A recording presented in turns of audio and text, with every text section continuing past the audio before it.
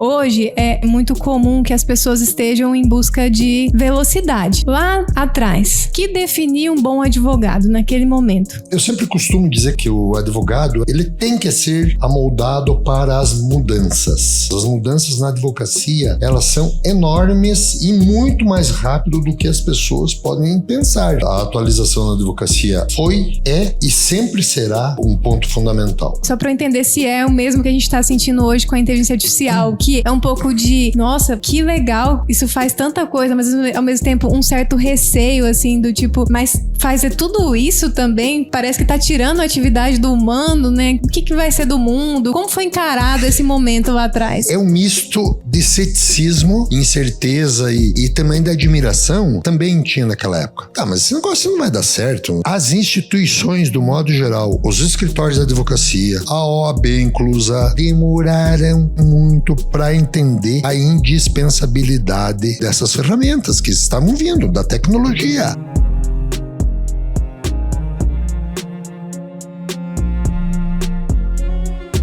Sejam muito bem-vindos ao MBT Cash, um podcast sobre direito, negócios e advocacia.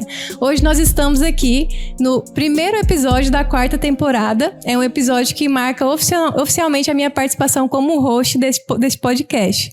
E nós temos uma presença muito ilustre. Não poderíamos começar melhor senão com a presença do nosso sócio fundador, Dr. Ivan Machiavelli. Seja bem-vindo, Dr. Ivan. Olá, doutora Ediene, tudo bem? Tudo bom? Aos amigos do podcast também, aquele abração. É muito bom sempre recebê-lo, doutor Ivan. A gente sabe que o senhor tem muito para contribuir. E especialmente hoje a gente vai fazer um podcast sobre as mudanças. A gente quer falar sobre transformação. O título do podcast é um título muito significativo, que é Da Máquina de Escrever à Inteligência Artificial. O que 4 décadas de história na advocacia pode contribuir com esse assunto. Com certeza, muita história, né, doutor Ivan? Bem sugestivo, viu? Bem sugestivo. Sim, ainda mais nesse momento atual que a gente tem visto tantas mudanças. Eu acho que de tudo que a gente já viveu, assim, o senhor viveu muito mais e pode contribuir. Talvez, assim, de forma acelerada, é um momento que as coisas acontecem muito rápido, né? Sim, sem dúvida alguma. Nós estamos efetivamente, no meu caso, eu me refiro à minha geração, está num outro mundo. Impensável, absolutamente, não inalcançável, mas impensável com certeza. Mas, ao mesmo tempo, viveram tantas transformações que, de certa forma, isso não assusta, né, doutor Ivan? Para quem já viu tanta coisa acontecer, né? Não, você sabe, eu sempre costumo dizer que o advogado é um cara, ele tem que ser amoldado para as mudanças. As mudanças na advocacia, elas são enormes e muito mais rápido do que as pessoas podem pensar. Os leigos podem pensar, é muito mais rápido. O Brasil tem mais de 8 milhões de leis, por exemplo. Então, se imagine, esse emaranhado de leis mudam todo dia. Isso é um exemplo concreto. E isso acontecia lá atrás proporcionalmente também. Então, temos que ser moldados para compreender e enfrentar, entender e aplicar as mudanças também. Essa capacidade de adaptação realmente é o que faz diferença, né, doutor Ivan? De uma coisa a gente tem certeza, as coisas não vão permanecer como elas estão, elas vão mudar, né? Não, sem dúvida alguma, sem dúvida. A atualização na advocacia foi, é e sempre será um ponto fundamental. E essa atualização, ela não é apenas intelectual. Você tem que também fazer uma leitura do momento que você vive, né? E com quem você está se relacionando e como que funciona a cabeça de quem você está se relacionando e como que estão atuando as instituições com as quais você vai demandar. Entendeu? Vai tramitar com as demandas dos seus clientes, né? Então, isso é um contexto enorme, né? É um ecossistema gigante, né? Que faz com que o profissional da advocacia se aproxime de uma entrega adequada, né, de soluções para os seus clientes, né? Faz todo sentido, doutor Ivan. No ano passado, doutor Ivan, nós tivemos um podcast sobre a sua história, celebrando seus 40 anos de advocacia, né? Uma história muito bonita, que deixa um legado, que é um orgulho para todos nós que estamos aqui. Quem não viu ainda, assista, porque realmente vale muito a pena. Então, hoje, o nosso objetivo é realmente trazer a sua visão, a sua experiência sobre as transformações, né? Não é à toa, né, esse termo, né? O senhor viu ali a máquina de escrever, né? E o senhor tinha acabado de me falar que nem era elétrica. Eu nem sei do que o senhor está falando. O que é essa máquina de escrever que o senhor está falando, que não era elétrica? É uma máquina de escrever manual, né? Tinham várias marcas na época, não tinha uma só, duas, tal, né? Como tem os computadores hoje, tem várias marcas, vários, né? Indústrias que fabricam, né? As máquinas de escrever tinham várias marcas também, né? A mais moderna, logo após eu iniciar os meus estágios, a IBM passou a dominar os escritórios de advocacia, que era uma máquina elétrica, com uma esfera maravilhosa, que era uma coisa de cinema. Essa esfera, ela foi desenvolvida com uma tecnologia que essa esfera era uma bola giratória, tipo uma bola de sinuca, né? E ela era encaixada, acoplada ali, e você ia manualmente teclando, como o teclado do computador hoje. Uhum. E ela ia disparando, sabe? Um barulhinho específico, né? Era uma coisa de outro mundo. Sim. Mas era uma máquina muito cara, então não estava ao alcance de advogados iniciantes como eu, de estagiários como eu estagiei no meu tempo de faculdade. No meu tempo, a máquina manual era Olivetti, era Hamilton e outras mais, né? Que não dá para comparar. É um teclado que tem uma mola. Ele tem um braço com uma mola, você tem que afundar esse teclado e ele vai fazer um barulhinho, tec, tec, tec, tec. Esses filmes antigos de escritores escrevendo livros, cartas, tal, é essa máquina aí. Eu ia falar, entendeu? Isso eu já vi em filme. Eu ia dizer, só vi em filme, pessoalmente. Exatamente, não. Vocês devem ter visto em filmes, tal. Se vocês têm vários filmes bacanas, né, que falam a vida de escritores e letristas, etc., são aquelas máquinas lá. Alguns deles, os mais puristas, né, Carlos Drummond de Andrade, por exemplo, nunca abandonou a máquina manual, né? E muitos juristas, o próprio Dr. Yves Gandra, que é o patrono da advocacia brasileira hoje, com certeza absoluta, um homem da maior respeitabilidade, um saber jurídico absurdo. Enfim, o Dr. Yves Gandra, ele, digamos assim, se ele fosse escrever, poder escolher, ele, com certeza absoluta, ele não abandonaria a máquina de datilografia. Sim, e hoje nós chegamos na era da inteligência artificial, que é uma ao mesmo tempo que é uma grande novidade, também tem causado muito medo, né? Justamente pelo desconhecido, né? O desconhecido, naturalmente, ele atrai um certo medo, né? Antes da gente chegar e conversar um pouco mais sobre a sua visão sobre a inteligência artificial e o uso na advocacia, doutor, eu queria que o senhor nos respondesse, assim, hoje é muito comum que as pessoas estejam em busca de velocidade. Então, existe uma ansiedade para entregar cada vez mais rápido, porque o mercado, ele exige isso. Lá atrás, né, o que definia um bom advogado naquele momento? Bom, um advogado naquela época era um cidadão erudito. Normalmente, era um cidadão erudito, solitário, nas bibliotecas da madrugada. Sem dúvida alguma, notívago, tomador de uísque, tomador de vinho, de bons gostos na gastronomia, frequentava ambientes mais tranquilos e as obras, ou seja, as petições, né, eram obras, eram teses. Muitas vezes você aceitava uma causa e iniciava essa causa extremamente entusiasmado com a tese que você ia desenvolver a respeito daquela matéria. E na certeza, muito importante isso, na certeza de que essa tese fosse efetivamente lida, apreciada pelos destinatários dela, que fariam depois um julgamento. Era uma certeza que alguém iria ler o que estava sendo escrito. Com certeza, porque ficaria muito feio para alguém da magistratura, né, seja em que estágio for da magistratura, ou de qualquer outro órgão que envolva, né, o corpo jurídico, demonstrar desconhecimento ou má técnica no andamento de um processo. Era uma coisa tão grotesca assim que... Era vergonhoso. Era bem vergonhoso, muito constrangedor. Uhum. Né? Isso envolvia muitas horas de estudo, livros físicos, pesquisas manuais. Pesquisas manuais. Eu fui um pesquisador do Dr. Roberto Machado em Curitiba. Eu era o pesquisador dele. Era um escritório que tinha uma biblioteca de 30 mil volumes. Eu pesquisava. Ele tinha todas as maiores bibliotecas jurídicas brasileiras, todas as maiores, atualizadíssimas. Era um senhor de um rigor espetacular, assim, uma coisa apaixonante, o rigor que ele levava a vida dele e o profissionalismo dele. E ele me elegeu o pesquisador. Eu lia, ele me dava os verbetes que ele queria. Os verbetes é a palavrinha jurídica central que ele estava buscando, ou as palavrinhas centrais, como você pesquisa hoje na inteligência artificial. Que é da máquina de escrever inteligência artificial. Isso não mudou, né?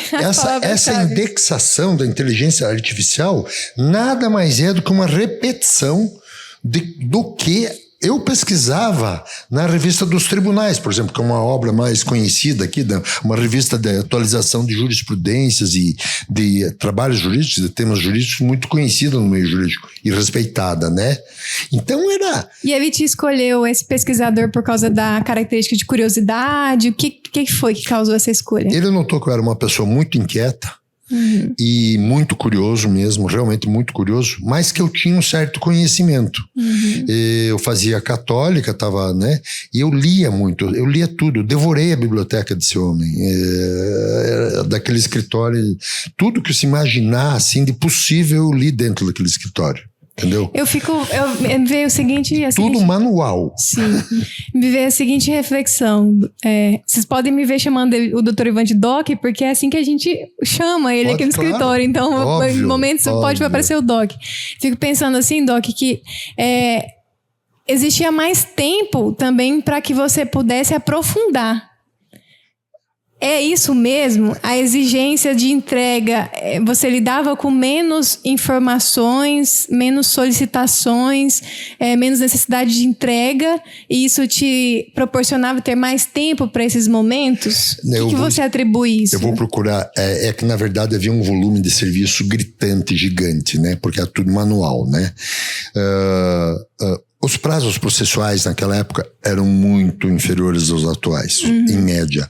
Os prazos recursais, por exemplo, em média, hoje todos são de 15 dias, né? Úteis, naquela época eram dias corridos, e os prazos não eram de 15 dias, né? Somente os recursos mais nobres, 15 dias.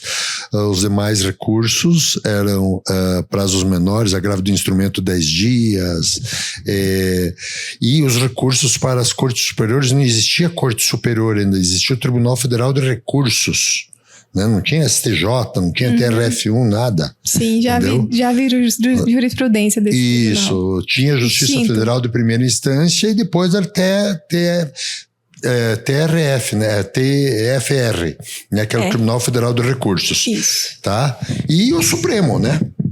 E o Supremo no fim. Mas o Supremo também, para chegar ao Supremo era quase inalcançável, porque o gargalo era gigantesco. E a questão da constitucionalidade e a essência do direito ali, ela ficava muito clara, independente que época de governo que se passou, fosse Getúlio Vargas, fosse Juscelino Kubitschek, fosse os governos militares, fosse o pós-governo militar, os governos civis da era da nossa Constituição de 88, no início de tudo isso, aqui de 88, a erudição desses magistrados era uma marca indiscutível. Todos grandes jurisconsultos. É nobre saber jurídico e reputação ilibada. Na acepção da palavra, isso era pegado a dedo no mercado. Sim. Sabe? A dedo, não tinha nada de advogado do amigo do tal pessoa, ou juiz que foi indicado pelo outro juiz, nada de indicação. A coisa funcionava como tinha que funcionar. E tinha um prestígio realmente, né, Doc, muito grande, né? Uma classe que tinha um prestígio muito grande, né? Eram cardeais. A magistratura era classificada como um sacerdócio.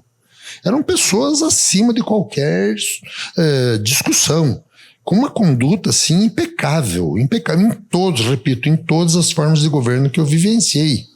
Impecáveis. E aí hoje a gente percebe assim esse declínio, obviamente tem pessoas que estão buscando recuperar, né, se posicionar para recuperar essa reputação mesmo, e esse é o trabalho que a gente faz, né, com qualidade, técnica, ética, para de fato recuperar isso que foi perdido, né? Mas voltando, Doc, um pouquinho sobre o que a gente estava falando, sobre essa questão do tempo, assim. Sim. Naquele momento, né, o senhor foi eleito pesquisador e tinha aquele tempo para fazer suas pesquisas, desenvolver raciocínio jurídico, né, aprender, leitura, permitir com que o cérebro fizesse conexões, sinapses, né? E hoje a gente percebe a dificuldade de lidar com o tempo, porque a produtividade, ela nos exige, ela nos arranca, e a gente sempre fica nesse conflito interno, que eu tenho certeza que o senhor deve ter passado também durante a sua advocacia, que é quanto tempo eu coloco nesse trabalho de dedicação, mas ao mesmo tempo eu tenho muitas outras coisas para fazer e também me dedicar. Assim, como que a gente lida com isso? Assim, produtividade versus tempo versus qualidade técnica. Olha só como é que as coisas funcionavam. Por um tempo, eu trabalhei num outro escritório, me foi colocado na minha mesinha, era uma salinha, que na verdade era uma despensa, uma lavanderia de um apartamento, né, que foi transformado em escritório, e na lavanderia, que era um becozinho, foi a minha sala. Você era estagiário? Estagiário. Tava bem, então. Tinha até uma sala, né? Cheio de livrinhos em cima, assim, tal. O doutor Paulo Roberto Marques de Macedo, uma pessoa maravilhosa também, um grande advogado lá de Curitiba, Paraná. Chegou, senhor Ivan, aqui estão 180 e poucas medidas cautelares, tá? Com uma notificação e combinada já com alguns outros pedidos, né? Elas são repetitivas e para o senhor fazer. Tá? Então o senhor não se preocupe com uma igual a outra, só trocar o nome, etc e tal. O problema é que era tudo datilografado, gente. E era datilografado no papel carbono. Sabe o que é papel carbono? Vocês nem sabem. O papel carbono faz uma cópia da folha de trás. Tinha que fazer em 2 vias. Aí haviam juízos ou tribunais que tinham que fazer em 3 vias, porque uma tinha que ficar como um arquivo paralelo, um backup, caso pegasse fogo no fórum. Porque como que ia restaurar o processo, meu Deus? Um enchente, um vendaval, entendeu? Então, então não podia borrar tanto, você não podia errar. E a gente gastava milhares e milhares de corretivos, que eram um pedacinho de papel com giz que apagava o preto da letra, né? E você datilografava a letra correta, né? O acento correto, etc e tal. Foi uma luta no começo, sabe? O doutor Paulo me deu 15 dias para fazer isso tudo. Nessas 180 e poucas. Eu fiz. Né? Mas eu falei, doutor Paulo, a parte do carbono aí, a parte carbonada não tá muito, não, doutor, eles vão ter que se virar lá também, eles precisam ler tudo também. Então tá bom. Né? Então, essa questão do tempo, da exiguidade do tempo e do acúmulo de serviço, que era um pretexto bastante grande dos tribunais na época, o acúmulo de serviço, não foi possível lançar a sentença nessa data, o acúmulo de serviço, redesigno audiência para tal data, o acúmulo de serviço, estou aqui decidindo nesse momento, tal, enfim, isso tinha, porque era tudo manual, eram prateleiras e prateleiras de papéis, né, de volumes de cadernos, um em cima do outro, sabe? Se você entrar num cartório das antigas, ou até hoje eles têm aqueles livrões grandões, os cartórios eram chamados de cartórios nos fóruns exatamente porque guardava toda a papelada lá, pô, os livros, os registros, né, os assentamentos, tudo estava lá. Então era cartório, hoje é secretaria. Né? Veja, houve toda uma mudança da datilografia até nós chegarmos aqui na inteligência artificial. E os trabalhos, a pesquisa, quando chegava em mim, que o doutor Roberto me passava, no escritório que eu era o pesquisador, ele me passava, doutor Ivan, eu tenho 48 horas... Ele dou 48 horas para o senhor localizar aí pelo menos 100 jurisprudências e 100 citações que sejam pertinentes a essa situação aqui. Eu quero que ela não valha para este caso. Ou seja, que os estudos, a doutrina, a jurisprudência, porque estudava doutrina também, tudo, ela não se aplique a essas teses que estão aqui nesses verbetes. Ok? Então era essa a pesquisa que era feita, tá? Aquilo que você joga hoje na inteligência artificial, lá era feito também em 48 horas. 48 horas, 3 dias. Eu passava a noite, eu era um dos maiores, um dos alunos, eu quase rodei por faltas. Por exemplo, eu peguei dependência em educação física, porque eu ficava pesquisando no escritório. Isso te instigava, né? Me instigava. Eu ficava louco, mas eu adorava estar no meio daqueles livros lá. Sim. Adorava. Ficava a noite toda lá. Virei noites lá dentro, inclusive. Sim. Né? Eles não entendiam por que eu faltava tanto na Católica. A Católica tinha grandes professores também, mas os melhores eu nunca faltei praticamente. Faltei muito pouco. Mas é que o que te instigava mesmo era o trabalho, né? Era a entrega do resultado, né? Depois dessa fase de pesquisador, bom, mas isso para você entender, o doutor Roberto só me dava as 48 horas, 3 dias por aí, depois dele definir as teses que ele ia aplicar para determinada coisa. Então ele se preparava para escrever um livro, um compêndio, uma obra literária jurídica, entendeu? Com um poder de argumentação, somado ao poder de argumentação, mas com uma fundamentação doutrinária e jurisprudencial também, e legal, claro, inquestionável, que ele fosse vencedor mesmo. Você quer ser vencedor na advocacia, né? Vencedor da causa. Sim, nós temos objetivo, né? Mas não tenha dúvida, é um jogo de basquete, né? É uma conquista não de território, mas entendeu? Tem começo, meio e fim. Sim. E você vai só se consagrar se você for vencedor.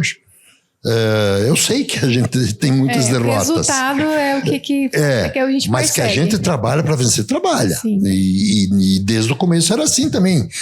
Então, nós lidávamos com tempo exíguo também, mas já vinha para mim as teses definidas por ele para aquela defesa.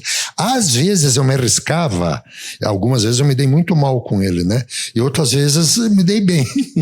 Eu arriscava dar um palpite para ele, mas doutor Roberto, esse caminho aqui, será que é o adequado para esse caso, etc e tal? O senhor está me questionando por quê, doutor Ivan? Precisava ter um argumento para defender, né? Não dava para ser vazio, né? Tinha uns que não tinha nem como, né? Às vezes eu tinha ouvido um professor falar alguma coisa lá, parecido com aquilo e tal. Mas valia a pena o risco, né? Mas valia demais. Valeu a pena. Eu adorava ganhar bronca dele, inclusive, né?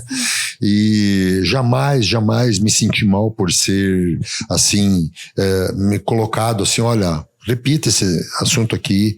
Vamos fazer mais um pouco de pesquisa sobre isso aqui, absolutamente. É a mentalidade de aprendiz mesmo, né? De se expor ao risco, né? Porque, às vezes, é justamente essa necessidade de se esquivar do risco é que acaba tolhindo ali o crescimento da pessoa mesmo, né?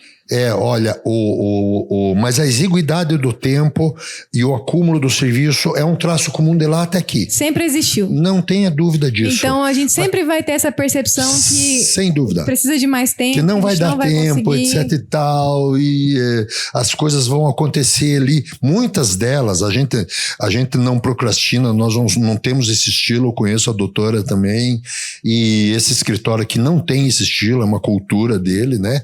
Mas muitas vezes, até porque o cliente também deixou para os 45 do segundo tempo, né? Você faz o que é possível naquele tempo que lhe resta, né? Sim, é uma visão interessante, né? Porque às vezes assim, a gente pode identificar pessoas que estão sempre achando que a gente está entrando num momento pior, numa coisa pior, que as coisas estão piorando, né? Que é uma visão mais pessimista. E a visão que o senhor traz é uma visão interessante, que é assim, isso sempre existiu e a gente sempre teve que lidar com isso. Sempre. O que eu posso... Desculpe. Imagina, de acordo com aquilo que a gente tem, as ferramentas que a gente tem, a gente sempre teve que lidar com isso. Sim, o que eu posso diferenciar, que não vai diferenciar também da minha colocação, é que na propositura de uma demanda, tá?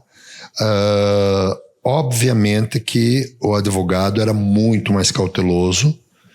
Ele demandava o tempo que fosse necessário para fazer uma obra perfeita. Afinal de contas, naquela época, até contratos de advocacia eram, digamos assim, menos usuais. Contratos de prestação de serviço. Tinha, claro que tinha. Mas eles eram menos usuais. Assim, não era utilizado com todo tipo de cliente. Os clientes da casa era tratado de boca. Era o fio do bigode, né? Era tratado de boca. Outros tempos, né? A partir do momento que o advogado aceitou propor ação, ele passa a ser o responsável por aquilo, né? Até hoje é assim. E deveria ser assim sempre. E a partir dali ele fica assim, o cliente, né, o empresário, enfim, né, ele vai confiar plenamente na capacidade daquele advogado. Claro que o nível de informação daquela época, de domínio público de tudo, não era o mesmo de hoje. Hoje as pessoas têm muito mais informação, os empresários são melhores preparados, os profissionais liberais também são melhores preparados, as pessoas do mercado, as pessoas foram acostumadas a um ambiente de empreendimento, de empreendedor, elas foram acostumadas a se desenvolver, a sempre se aperfeiçoar, não é? E eles são, portanto, mais críticos. Esse é um ponto bem relevante, né, doutor Ivan? E tem mais acesso, inclusive, ao trabalho do advogado, porque eles podem acompanhar o andamento do processo lá da cadeira, do escritório deles também. Isso trouxe naquela uma época, demanda não. muito diferente, né, para o advogado, época, né? Não tinha nada disso. Era um sacerdócio de fato e a advocacia era uma dedicação, assim, extremamente solitária, fechada. Ela era o clube do bolinho. Os advogados se reuniam com advogados e com juízes, com desembargadores e tal, entendeu? Não tinha uma abertura muito maior. Por isso que, assim, a advocacia era extremamente machista, por exemplo. Não tinha mulheres. Não tinham mulheres. Mulheres eram uma exceção à regra. E hoje a gente já ultrapassou a quantidade de mulheres advogadas, ultrapassou a quantidade. Sem dúvida. As mulheres lá nos escritórios clássicos da advocacia, que eu me lembro, e nos tribunais, elas eram, no máximo, secretárias executivas. Uhum. Secretários executivos, pouquíssimos, não porque não soubesse, não tinha, realmente era uma sociedade mais... Era um retrato da sociedade, na verdade. Sim, isso, né? Da nossa história, do direito brasileiro, como o direito brasileiro veio lá, ordenações filipinas, o direito romano, né, latim, as obras latinas, só quando começou a se modernizar a partir da Constituição de 88 que começamos a falar de direito alemão, anglo-saxão, americano, etc e tal, né? Princípio da concentração de atos, que hoje está aí em todos os lugares, oralidade. Naquela época não tinha nada de oralidade, era tudo escrito. Tudo. Uma certidão era uma coisa assim de cartório de notas, de tabelionato na época. E a escrita era realmente muito valorizada, né? E aí, muito. Quando o senhor fala assim, né? A gente sabia que a gente seria lido. Naquela época a gente escrevia e sabia que seríamos lidos. Sim. Essa é uma realidade de hoje também? Assim, a minha percepção, claro, os tribunais, pela demanda, por tudo mais que possa ser, eles passaram a ser mais práticos. Os fluxos nos tribunais, né, foram profundamente alterados, né? A coisa, por exemplo, a inteligência artificial, vamos de uma ponta para outra já direto, né? A inteligência, você indexando adequadamente a inteligência artificial, você vai ter uma leitura de um processo com 20 mil páginas, né? E uma síntese dele. Se você a indexar com os verbetes adequados, e aí que está o X da questão, né? Hoje você vai ter em poucas horas, talvez em 2 horas, 3 horas, né?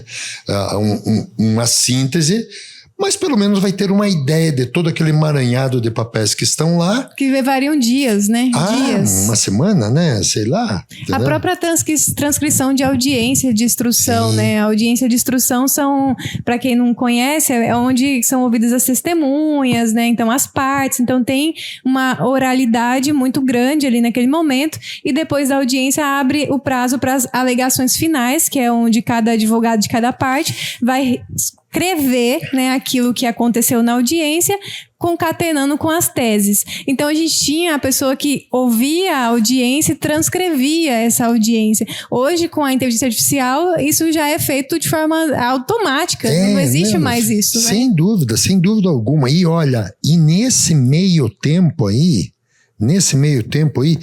olhe o quanto de tempo, porque os computadores chegaram nos escritórios ainda na década de 80, viu? Nós saímos da máquina de escrever manualíssima, essa manual que a senhora não conhece, sim, né? A Olivetti 98, 89, né? Passamos para as máquinas elétricas, a IBM, a Olivetti ET121, a Remington, outras mais marcas bem conhecidas, tal, né? E dali foi um pulinho. Quando nós nos demos conta, ali no início da década de 80, o Dr. Paulo Macedo, que foi o escritório que eu citei anteriormente, das 100 e poucas calças, ele tinha um computador dele já. E eu estava lá na manual nem elétrica era ainda, mas era tudo com carbono ainda. Uhum. As elétricas também. Ele já tinha um computador dele. Ele se desenvolveu assim na tecnologia do computador e tal, aquela coisa toda, né? Como as pessoas viam isso naquela época? Porque assim, só para eu entender se é o mesmo que a gente está sentindo hoje com a inteligência artificial, que é um pouco de, nossa, que legal, isso faz tanta coisa, mas ao mesmo tempo um certo receio assim do tipo, mas fazer tudo isso também parece que está tirando a atividade do humano, né? O que vai ser do mundo? Como foi encarado esse momento lá atrás? É um misto de ceticismo, né? E de ceticismo é esse misto de ceticismo e incerteza e também da admiração, né? Também tinha naquela época. Tá, mas esse negócio não vai dar certo. Como assim? Vai ficar repetindo essas mesmas coisas. Aí os formulários passaram a ser formulários contínuos, as petições. Um papel emendava no outro, sabe? Você ia tirando só nos furadinhos, né? Separando uma folha do outro, era tudo programado. Dessa forma, não tinha Windows, não tinha o Office, né? Não tinha o Microsoft Office, né? Era o DOS, eram outros sistemas, você tinha que fazer 1000 teclados para sair um símbolo, 5 palavras, etc e tal, mas só que a coisa funcionava muito rapidamente. E como era formulário contínuo tal, dava para tinha um rendimento maior, vamos dizer assim, né? Tinha um rendimento maior, mas as instituições, do modo geral, os escritórios de advocacia, a OAB inclusa, tá? Demoraram muito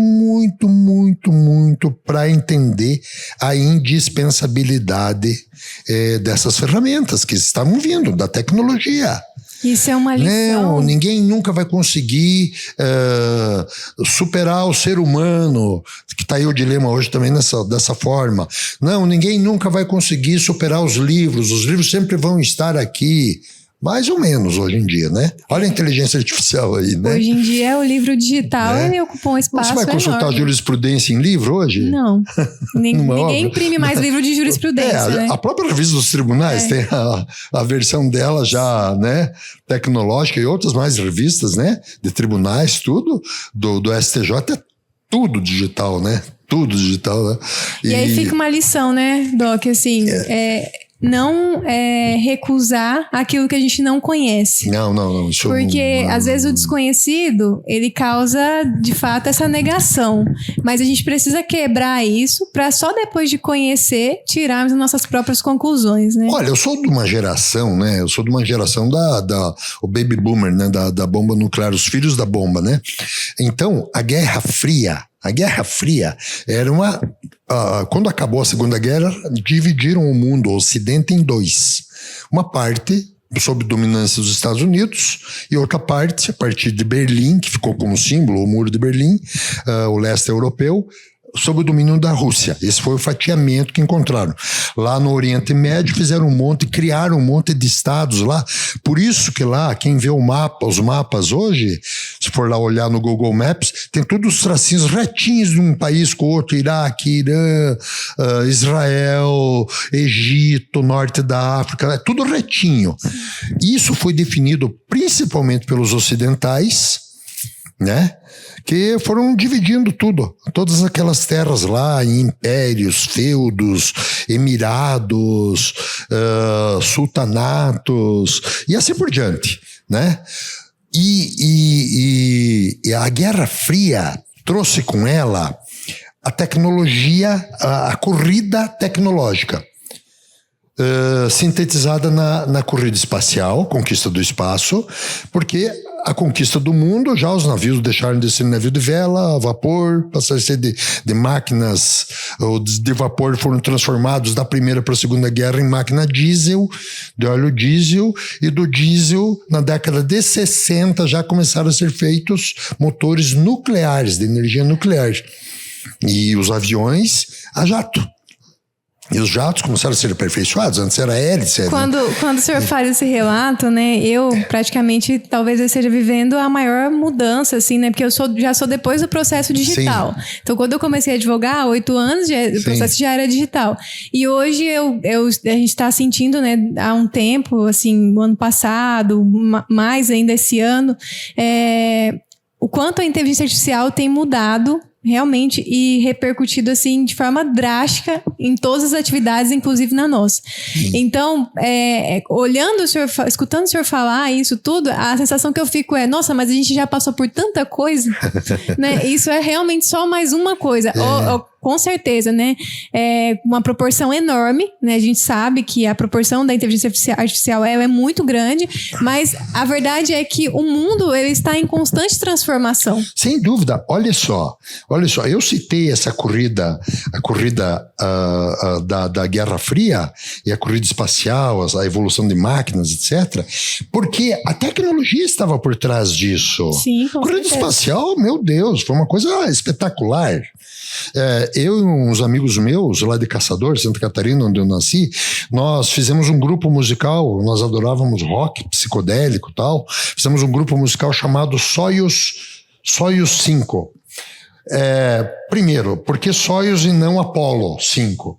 Nós tínhamos uma mentalidade social-democrata, né? Sim. Vamos dizer, uma esquerda, assim, né? Sim. Mas aquela esquerda apaixonada de universitário, sim, uma coisa saudável, mais social, assim, sabe? Um retrato, né, da sociedade. Então também. Nós fizemos tipo um protesto aos Estados Unidos. Não, nós vamos fazer o nome da nave da Rússia, não dos Estados Unidos. Tá bom. Para você entender a situação. Nós não tínhamos medo da evolução. Sincero, sempre adorei a evolução, eu adorava ver as coisas novas acontecendo, e o paralelo, ele é necessário fazer essa leitura desse paralelo, porque ele veio para a advocacia na mesma velocidade. Eu estou falando década de 80 já. Então, a Segunda Guerra terminou em 45, na década de 80 nós já tínhamos usinas nucleares, muitas por sinal, alguns com acidentes e tal. Vocês ouviram falar de Chernobyl, devem ter assistido o filme, aquilo é verdade, entendeu? Nos Estados Unidos teve um acidente perigosíssimo em 3 Mile Island, né? Em Massachusetts, se não me falha a memória, também, uma mega usina, a maior usina nuclear dos Estados Unidos e tal. As máquinas, as ferramentas para tocar o direito também foram mudando, as leis foram se amoldando a isso. As pessoas, a cabeça das pessoas, os costumes, os usos foram mudando também, bravamente mudando. E nós passamos, assim, não vou dizer que num piscar de olhos, mas 3 décadas, a década de 70, a década de 80 e a década de 90 foram determinantes. Não, se não existisse, não estaria aqui. Claro, não estaria. Mas não estaria aqui no estágio em que nós estamos. Se fosse diferente. Se fosse um outro mundo, outros sistemas que estavam... Se aquele sistema de disputa não estivesse estabelecido naquela época. E nós, advogados, estávamos aí. Por isso que nós somos acostumados às mudanças. A gente lamenta demais quando uma demanda não é procedente, né? Um recurso não é provido, tal. Mas a gente sabe que deu o melhor da gente. A gente aprendeu a conviver com esse tipo de dor também. Entendeu? E mais do que isso, não é autoelogio, não é absolutamente autoelogio.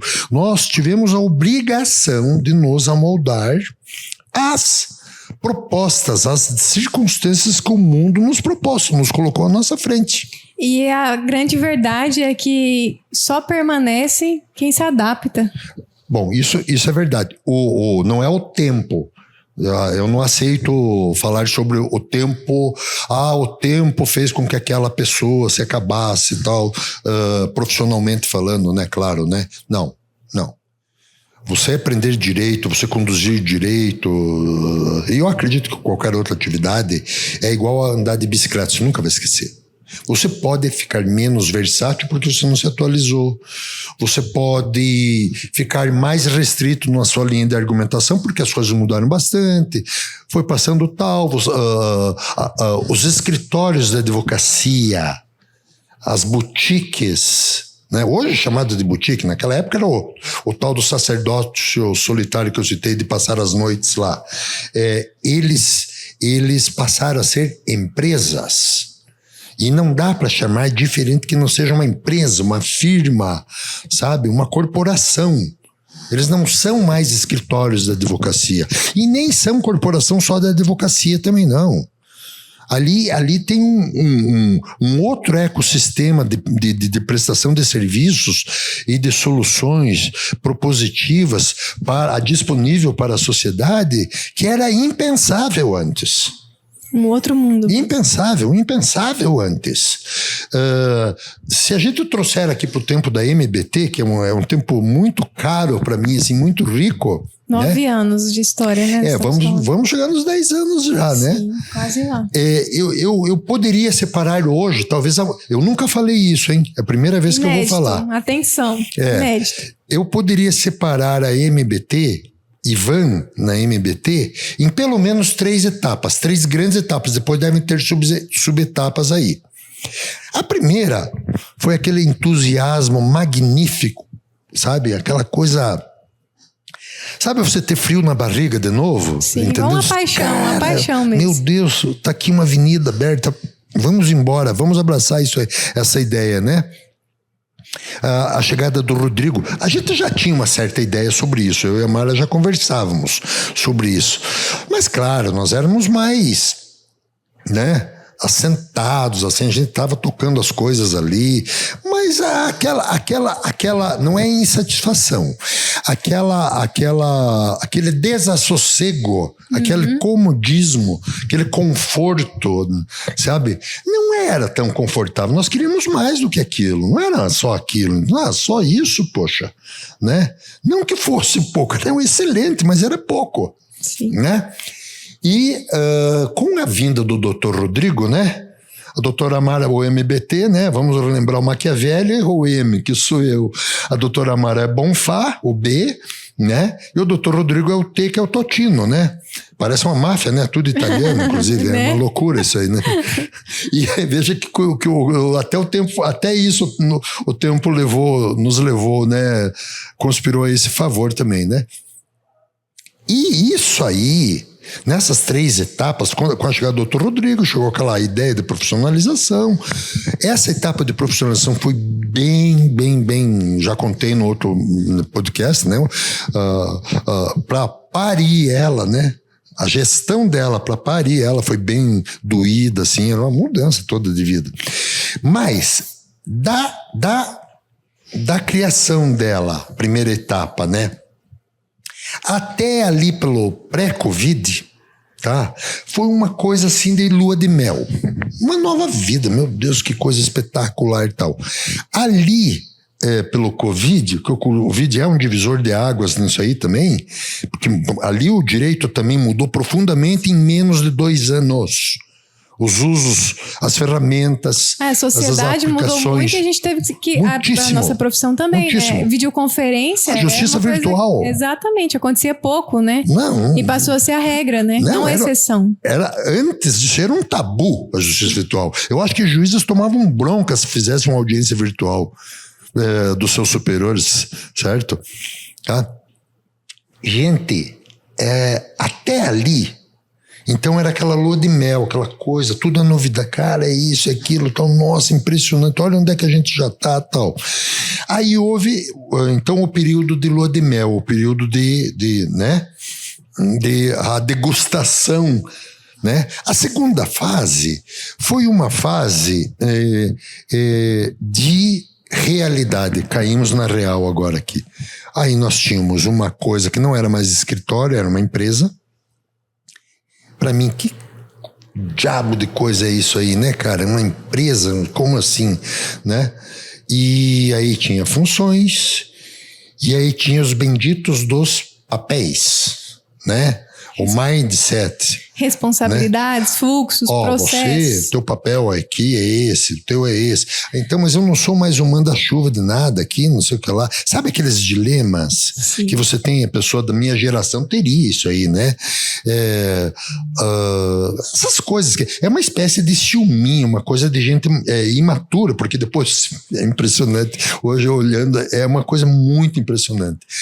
Mas nada mais era do que uma reacomodação, uma configuração de casa, né? De casa que não era mais aquela anterior. Não tinha só 3, 4, meia dúzia de pessoas ali, entendeu? Né? A zeladora, a secretária, que nem era secretária executiva, às vezes a secretária era zeladora e fazia café ainda, era uma loucura isso aí. A Justiça do Trabalho, acho que se nos pegasse naquela época, nós estaríamos fritos. Ainda bem que já está prescrito. Entendeu? Meu Deus, né? Nossa, uma loucura. A doutora Mara entrou como estagiária. Meu Deus, ela carregava tudo que era de pasta, de coisa nas costas do escritório. Sim. Se for olhar, é uma pessoa maravilhosa. É uma história muito bonita. Inclusive, tem um podcast também sobre a história da doutora Mara, que vale muito a pena conferir. É impressionante. Então, essa transição dos dilemas, né? Sabe? Ela foi muito clara para mim. Meu Deus, e agora? Aí eu passei de uma fase dos dilemas para uma fase de inutilidade, porque eu comecei a trabalhar menos. Sabe? Mas afinal de contas, qual é o meu papel? Trabalhar menos tecnicamente, né? Escrevendo petições. Mas não era trabalhar menos. Não né? eram funções diferentes, claro, né? Posições e responsabilidades. Claro. E aí, doutor Ivan, assim, eu vejo o quanto você realmente é exemplo de capacidade de adaptação às mudanças. Porque, de fato, não é para todo mundo. Por mais que sofra, por mais que sinta, como o senhor usou alguns exemplos de um sentimento ruim, esses dilemas que a gente fica lidando, mas a grande verdade é que o senhor lida e supera. se não fosse assim, não estaria aqui. Com 40 anos de advocacia, vivendo hoje uma fase totalmente diferente da sua história, num escritório com mais de 35 pessoas, cada um com a sua função, com a sua responsabilidade, inclusive o senhor, aceitando estar debaixo de um guarda-chuva e não como naquela posição de tudo eu dito e acontece como eu penso, mas entendendo que, na verdade, é uma coletividade, né? Que o pensamento ele é coletivo, que é o CNPJ e não o CPF. Então, acho que ninguém melhor do que o senhor para estar aqui hoje para a gente falar sobre mudanças, porque mudança, ela realmente exige a adaptação. E quem tem história para contar hoje de adaptação de mudança aqui é o senhor. Então, a gente se coloca realmente na posição de aprendiz, porque nós estamos vivendo mudanças a todo tempo, mas a nossa história, comparada à sua em termo cronológico, ela ainda é pequena. Então, nada melhor do que olhar para um exemplo de quem se adaptou às mudanças, mesmo com sofrimento, né? Mesmo vivendo esses dilemas internos e está aqui hoje podendo contribuir com a sua experiência. A gente sabe que se você olhar para colegas seus da mesma época, muita gente já deixou a advocacia há muito tempo, né? Não se adaptou às mudanças, entendeu que não fazia sentido, né? Cada um tem uma mentalidade, são escolhas. Mas a gente sabe da dificuldade de se adaptar às mudanças, né? Não é fácil estar aqui. Então, a gente realmente agradece, assim. Agradece mesmo pela sua visão, por ter aceitado isso, porque o senhor é parte essencial disso. Então, foi a sua adaptação de mudança que trouxe a MBT até esse momento atual. Doutora Ediene, eu fico muito grato pelas suas palavras, são muito gentis, é muito, muito bacana vindo de vocês. Eu gostaria de ter um podcast de como vocês me veem. Sabe, não só hoje. Legal, ótima ideia. Eu acho que isso era algo, eu queria ouvir de vocês isso bem, sabe? Eu acho que seria, assim, bem legal a gente proporcionar para todos, né? Esse tipo de experiência, porque você poder harmonizar gerações em torno de um mesmo projeto é uma coisa muito bacana. Principalmente se esse projeto vai embora, né? Vai à frente de vento em popa, como estamos indo, graças a Deus, com muita habilidade, né? Mas, assim, só complementando, então, da segunda fase para a terceira, a fase dos dilemas e dúvidas e onde é que eu fico nessa história e inutilidade, eu descobri no pós-Covid, mas aí jamais, bem pós-Covid, assim, tipo 2023 para 2024, eu descobri comigo mesmo, né? Eu descobri meu papel. Descobri simplesmente o meu papel. Bom, mas como é que eu fiz para descobrir o meu papel, né? E por que eu posso vir, então, da máquina de datilografia para IA? Como que eu posso vir? Como é que eu vou fazer com esse leão aí chamado IA? Ela é meio assustadora, mas ela não me assusta muito também, não. Não é bem assim. Ela não me deu fiozinho na barriga, não. Viu? Já viveu muitas coisas. Não. Bom, eu tenho o luxo de poder solicitar que uma colega, a doutora Ediene, a doutora Thaís, a doutora Carol, enfim, as colegas do escritório todos, o doutor Rodrigo. Olha, como é que é esse negócio aqui na inteligência artificial? Você consegue sintetizar para mim isso? Enfim, eu descobri o meu papel. Aquilo, eu sempre não tive nenhum problema daquilo que eu tenho dúvida, eu perguntar, e daquilo que eu não sei, às vezes eu dava uma embirrada tal no começo porque eu não estava acostumado, mas de entender que a coisa era vista de uma outra forma. Aí veio a fase, digamos assim, para mim, de consolidação, entendeu? Sim. E não foi aceitação, não, consolidação. Sim, a aceitação foi lá na abertura, lá no começo. Uhum. Lá no começo, não tinha dúvida do quanto ao projeto, não tinha. Então, essa palavra aceitação é lá, no dia da gestão, nem quando foi parido, foi antes de parir. Aí sim foi legal, entendeu? Sim. Porque eu passei a me sentir mais leve, saiu aquele fardo das costas. O que faz brilhar os seus olhos hoje, doutor Ivan? Como? O que faz brilhar os seus olhos hoje? Eu estar na MBT, acima de tudo, profissionalmente, faz brilhar meus olhos. E eu adoro falar sobre a MBT. Eu adoro falar sobre esse projeto. Temos isso em comum, eu também. Eu adoro. Eu tenho um amor por essa casa aqui. Eu sei que ela não é a minha casa, eu não posso falar na primeira pessoa do singular. Eu falo eu, porque é eu percepção do Ivan, tá? Não é a percepção da EMBT, né? Ela é uma casa de todos nós. Ela, com certeza absoluta. Eu disse lá atrás, e nós todos repetimos, muitas vezes o Rodrigo e a doutora Mari também, que isso aqui era um projeto de vida. E é um projeto de vida e vai ser um projeto. Está sendo. Está sendo. Nós temos aqui a sucessão preparada já, está tudo andando muito bem.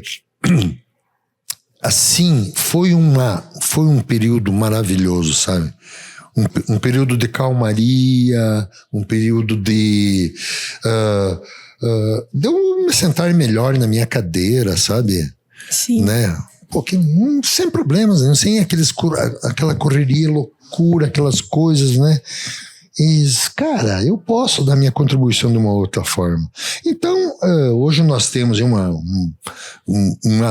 cada qual está muito bem assentado nos seus papéis aqui dentro. Nós temos os setores muito bem definidos e a inteligência artificial nessa história toda, no meu caso, eu faço várias coisas na inteligência artificial meio escondidinha ali na minha máquina. Sei, não quer mostrar pra ninguém. Claro que eu dou com os burros na água bastante ainda, sim, né? Porque a indexação minha, até as palavras minhas, a inteligência artificial, ela tem algumas ela tem dificuldade, ela volta.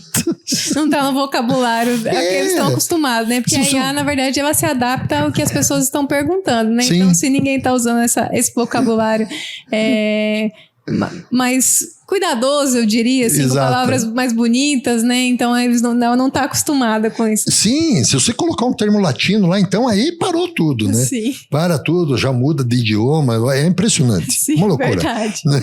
Então, eu encaro com esse humor que eu tô falando aqui agora. Sim. É muito bacana. E quero dizer mais, não estou vaticinando, não sou profeta, nada tal. Nada substitui o ser humano.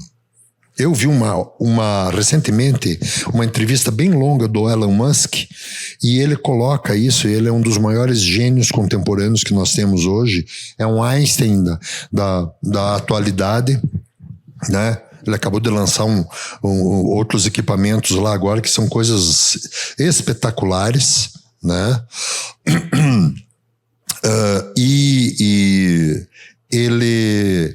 Ele colocou todas as possibilidades que envolvem a inteligência artificial, mas o ser humano sempre estará no comando. Claro, tem um monte de responsabilidades, um monte de governança, de compliance aí que precisa ser muito bem trabalhado, né? E a advocacia, ela já está adaptada a isso, porque nós na década de 90, todos os escritórios já tinham seus computadores. E os fóruns não tinham os seus computadores, tinham máquinas ainda. Máquinas. Lembrem dos cartórios dos fóruns que eles tinham máquinas ainda. Eles começaram a ser mobiliados com computadores de maneira mais consistente do final da década de 90, início do século XXI já. Dali para frente é que a coisa andou mais. Eu diria uns 20 anos atrás, que já estamos no século XXI. E as outras instituições também demoraram para fazer essa aceitação. E veja só a dificuldade do processo físico para o processo judicial eletrônico. Quantos anos demandaram? Nós podemos olhar ali atrás e ver que foi agora, recentemente, que essa coisa foi uniformizada. Eu não duvido que tenha algum tribunal ainda nesse país que tenha processo físico. Aliás, pelo que a gente ouve de notícias, o próprio Supremo Tribunal Federal tem vários processos físicos, até inquéritos físicos, né? E isso aí hoje é algo impensável no mundo do direito. Sim. Impensável. Aliás, se a tecnologia, a digitalização trouxe uma profusão de fraudes também, antigamente também tinha um monte de fraudes. Tem nada de novo nessa história aí. Ninguém pode dizer, eu estou surpreso, esse monte de golpes. Tinha tudo isso lá atrás também. As comunicações que eram menores, então as pessoas não sabiam em tempo real as coisas acontecer. Hoje a gente sabe, Tá? E olha, minha gente, convenhamos,